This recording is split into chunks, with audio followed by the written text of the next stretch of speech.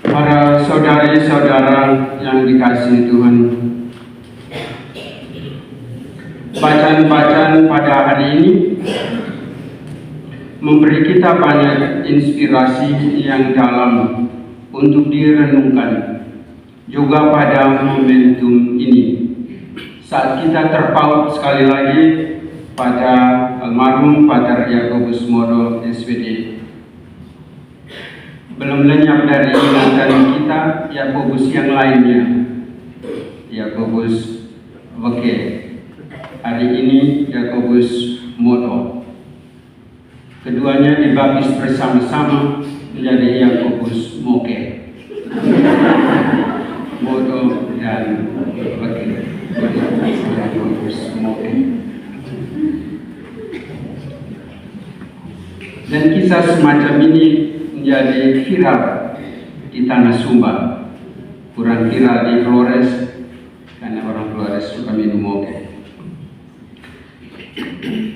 Tapi saya ingin menghantar kita kepada satu dua pengalaman beliau bersama beliau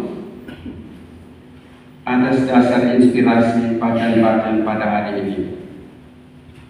Alam dalam otonomi penuh menjamin tindakannya yang memberkati dan menyelamatkan. Legislasi Sinai berbicara tentang seluruh dimensi hidup Israel, yaitu dimensi religius, dimensi sosial, dan dimensi kebangsaan. Setelah mengalami aksi tindak yang negatif dalam dan melalui peristiwa Eksodus, Yahweh sendiri kini masuk dalam keseharian sebuah bangsa melalui dimensi hukum.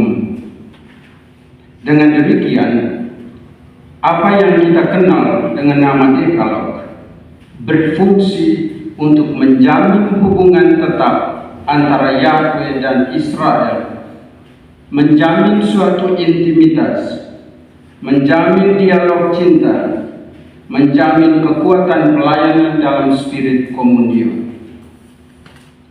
Relasi tersebut tidak ada kaitannya dengan fanatisme sempit atau fanatisme keagamaan, bukan juga eksklusivisme agama. Mengapa?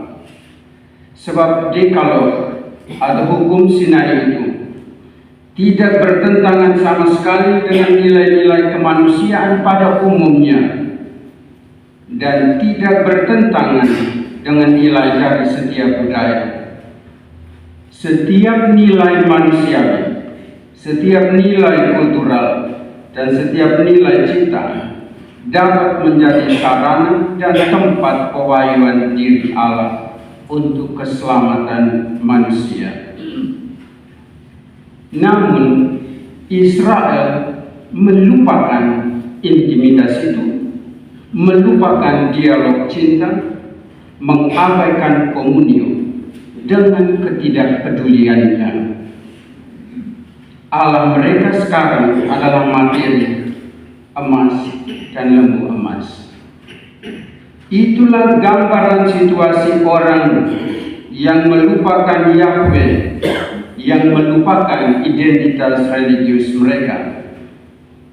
Dalam perspektif kitab suci, tidak mengingat berarti tidak mencintai. Tidak mencintai itulah dosa. Kerasnya realitas dosa terbaca dari reaksi Musa yang mempertaruhkan hidup sendiri dalam dialog dengan Yahweh. Tetapi sekarang kiranya Engkau mengampuni dosa mereka itu, dan jika tidak, hapuskanlah kiranya namaku dari kitab yang telah Kau tulis. Dan Yahweh itu berkata, orang yang berdosa terhadapku, nama orang itulah yang akan kuhapuskan dari kitabku. Tetapi pergilah sekarang, tuntunlah bangsa itu ke tempat yang telah kusebutkan kepadamu. Di depanmu akan berjalan malaikatku. Saudari-saudara, almarhum Padre Yakobus Mono adalah misionaris yang berhasil keluar dari kesusahan besar, dari pergulatan besar, tersembuhkan justru di Manggarai ini, dan siap menerima mandat baru untuk yang telah disebutkan bagi ke tempat baru yang disebutkan baginya waktu itu, yaitu Sumba di tahun 1987. Dengan satu keyakinan sejauh sharing, keyakinan akan campur tangan Allah dalam perutusannya. Dan waktu itu saya ada di sana sebagai frater dokter. Berlomba merebut hati orang Melayu agar terpaut pada Kristus Juru Selamat. Beliau memang berbadan besar, tetapi berhati besar pula untuk mengembangkan pastoral live-in di tengah umat sederhana. Biar badan besar, tapi perlu juga malaikat. Misionaris ini tahan banting, humoris, rendah hati dan bersahabat. Tetapi istilah leluboba itu tetap melekat. Sedikit kalau dalam assembly di provinsi, dia bicara dengan gaya boba, itu agak hiperbolis, agak macam-macam. Pada satu kesempatan dia sharing kepada Bapak Uskup Kerubim. Kami sudah tanam kakao di area 1 hektar di paroki Kalangburi dan sudah berbuah. Uskup agak ragu karena leluboba. Pada satu waktu uskup pergi lihat, uskup periksa, ternyata belum ada buahnya. Itu yang terkenal dengan gaya bahasa orang Boba. Waktu saya pastor vikaris di Boba, sering mereka berkata begini, penduduk di Boba ini banyak, tapi banyak yang sudah mati tenggelam. Atau kapela kami ini, kapela di Boba itu bagus sekali, tapi masih dalam tahap rencana.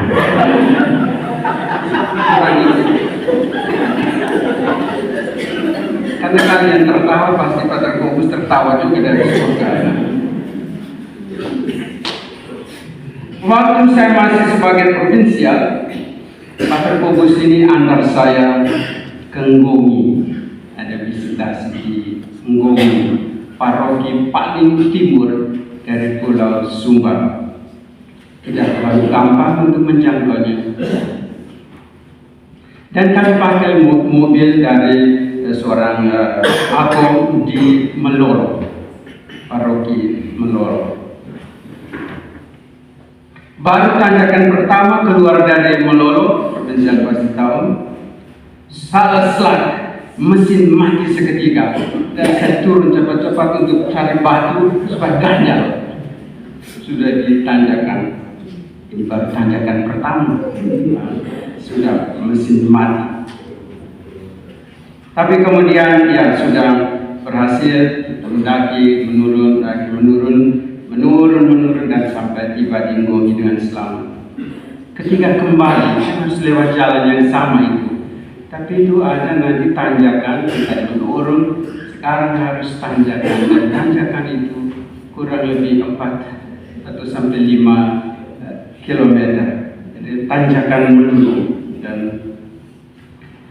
saat mulai dari stasiun tertunggu, kami mulai mendaki, dan omong sebelumnya ramai. Saat mulai mendaki, si Kobus ini diam.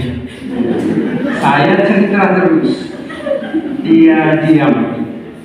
Saya tidak tahu juga apa yang terjadi dengan dia. Memang wilayah itu kalau memang mesin mati di tengah itu, kita siap gober ke belakang semua. Saya tidak tahu, tapi saya cerita terus supaya dia bisa konsentrasi. Dan tiba-tiba waktu di puncak, dia yang sudah rata, dia berkata, berhasil, berhasil. Malaikat di depan. Itu Kobus, malaikat di depan. Kita selamat. Lalu kami turun, kita istirahat dulu ya. Saya pikir dia capek. Kita istirahat dulu ya. Kita istirahat sambil makan jagung goreng bekal seorang misionaris. Yang biasa kami bawa kalau kami lagi patroli di Sumba di zaman tidak enak pada waktu itu. Tetapi kegembiraan sebagai misionaris Sansabda tak pernah sinar, tak pernah sirna. Luar biasa. Malaikat di depan, ternyata dia tadi takut dan cemas karena ini bawa provinsial. Provinsial mati, kami kelakar lagi di kamar mati, provinsial mati, langsung ada kapital baru lagi. Malaikat di depan, malaikat di depan. Deklarasi seorang misionaris, Pater Yakobus Moro. Pada saat kematiannya, saya teringat kembali deklarasi itu. Saat sekarang di rumah sakit, saya dapat telepon dari rumah sakit dan saya langsung lanjut ke provinsial. Tolong Pater Yakobus, tapi saya ingat deklarasi itu, malaikat di depan. Dan ingat apa yang dia sampaikan, dan saya ingat juga penggalan dari sebuah lagu, Angels in the Room, dari the group Rubies, yang berbunyi begini, malaikat ada di ruang itu ketika Anda telah menjalankan perlombaan terakhir Anda. Mereka akan membawa Anda ke surga. Di sana untuk melihat wajah juru selamat Anda. Oh, malaikat di ruang itu, di rumah itu, untuk membawa Anda ke pahala Anda yang besar. Tidak perlu kesedihan atau kesuraman, akan ada malaikat di ruang itu. There are angels in the room. There are angels in this room among us, even in our hearts. Almarhum Pater Kobus telah yakin bahwa dalam ada malaikat di depan, Allahnya akan menjumpai dia. Allah tahu hatinya yang mencintai orang-orang kecil, sederhana, miskin, dan bahkan terabaikan di sini dan di Sumba. Dalam 2 dekade terakhir, untuk kelompok semacam inilah Pater Yakobus Moro memberi seluruh dirinya. Dia menanam bersama mereka, membangun bersama mereka, berdoa bersama mereka. Dan inilah kelompok yang adalah bagaikan malaikat baginya. Dia menanam nilai-nilai hidup dalam diri manusia-manusia kecil itu, benih-benih kehidupan yang kecil itu, supaya mereka menjadi bagaikan pohon yang tegak berdiri dan mandiri, menjadi bagaikan komponen masyarakat yang berbakti dan tidak pernah membalas luka dengan melukai. Dia mendidik mereka untuk beriman, mengembangkan intimitas dengan Tuhan, mendidik mereka untuk berilmu sekaligus berakhlak mulia, sebagaimana bunyi pepatah kuno ini. Orang saleh tetapi tidak berilmu adalah ibarat malaikat yang bodoh. Sebaliknya, orang berilmu tetapi tidak saleh adalah ibarat iblis yang terpelajar. karena iblis terpelajar itu, maka dia bisa menggoda semua. Yesus pun dia dapatkan karena dia terpelajar. Pater Yakobus Modo, terima kasih atas kebaikanmu, karena Pater tidak melupakan iman, tidak melupakan dialog cinta, tidak melupakan kepedulian komunal. Kami yakin malaikat ada di depanmu untuk membawamu ke surga, ke rumah Allah, Allah persekutuan, Allah komunio, Allah cinta.